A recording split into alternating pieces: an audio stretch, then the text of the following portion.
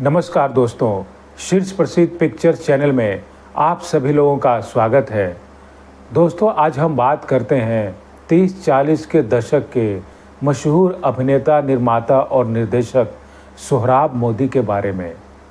दोस्तों, अभिनेता सोहराब मोदी अपने दमदार आवाज़ के लिए भी जाने जाते थे। जब वह फिल्मों में अपना संवाद बोलते थे तो वह सहर्षी लोगों का ध्यान अपनी ओर खींच लेते थे।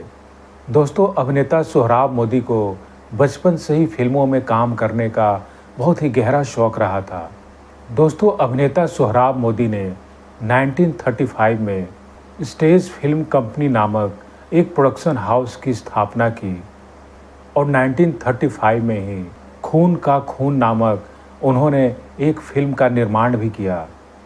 यह फिल्म विलियम शेक्सपियर के लिखे गए एक नाटक हेमलेट पर आधारित थी। हालांकि यह फिल्म फ्लॉप रही थी।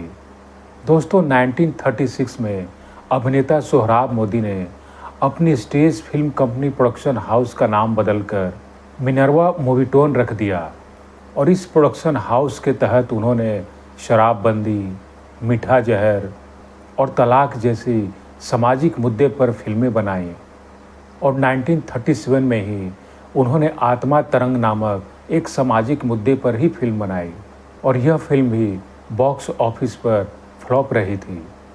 तो इस कारण अभिनेता सोहराब मोदी थोड़े दुखी हुए। तो इस आत्मा तरंग नामक फिल्म को देखने के लिए जो दर्शक वर्ग आए थे उनमें कुछ जज लोग भी आए थे।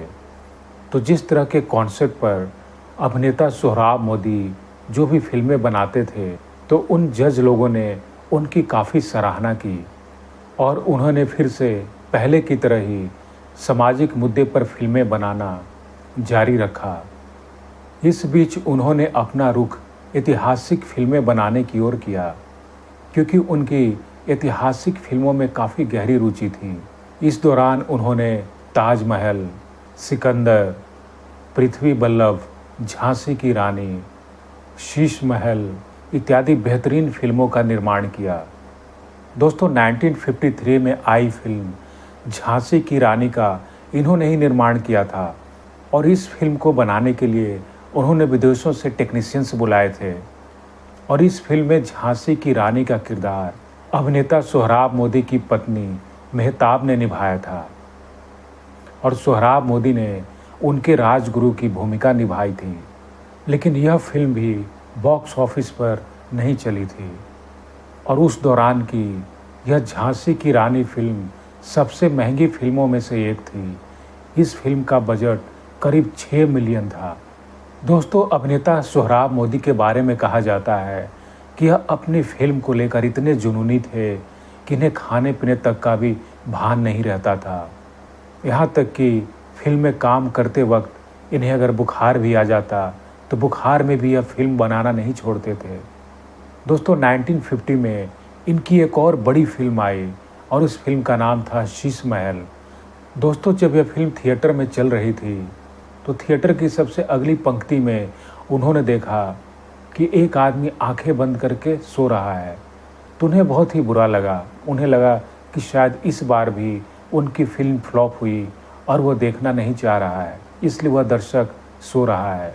लेकिन जब उन्होंने अपना एक स्टाफ भेजा और जब स्टाफ ने वापस आकर उन्हें बताया कि वह आदमी सो नहीं रहा है बल्कि वह अंधा है और वह आपकी हर फिल्में देखता है और आपकी आवाज़ सुनने के लिए ही वह आया है, तो इस बात से सोहराब मोदी को बहुत ही खुशी हुई और उन्हें लगा कि चलो, मैं जो भी फिल्में बनाता हूँ वह दर्शक तक पहुँच रही है।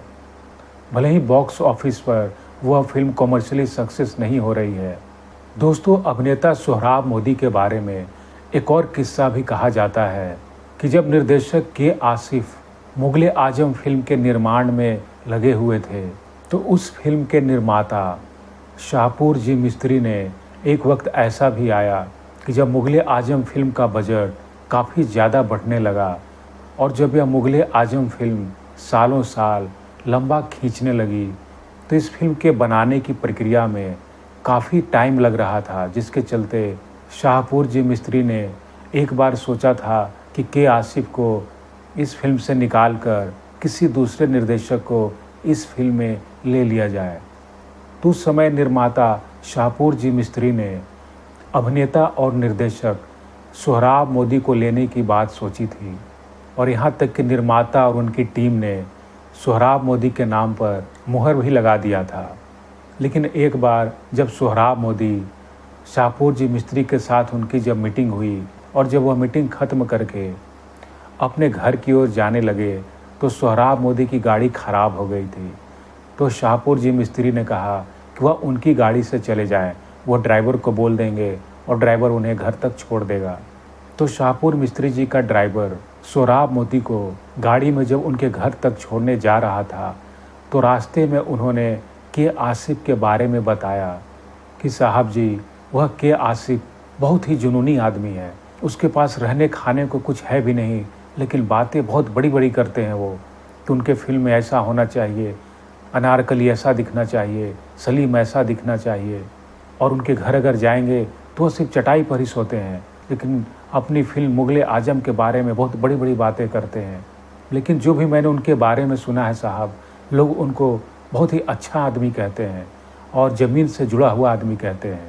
तो जब अभिनेता सोहराब मोदी अपने घर पहुँचे तो तुरंत उन्होंने निर्माता शाहपुर जी मिस्त्री को फ़ोन लगाकर कहा कि वह मुगले आजम फिल्म का निर्देशन नहीं करना चाहते और शाहपुर जी मिस्त्री को बताया कि आपने पहले से के आसिफ को निर्देशक के तौर पर रखा है इस फिल्म को बनाने के लिए, तो आपको उससे अच्छा और उससे जुनूनी डायरेक्टर आपको कहीं भी नहीं मिलेगा।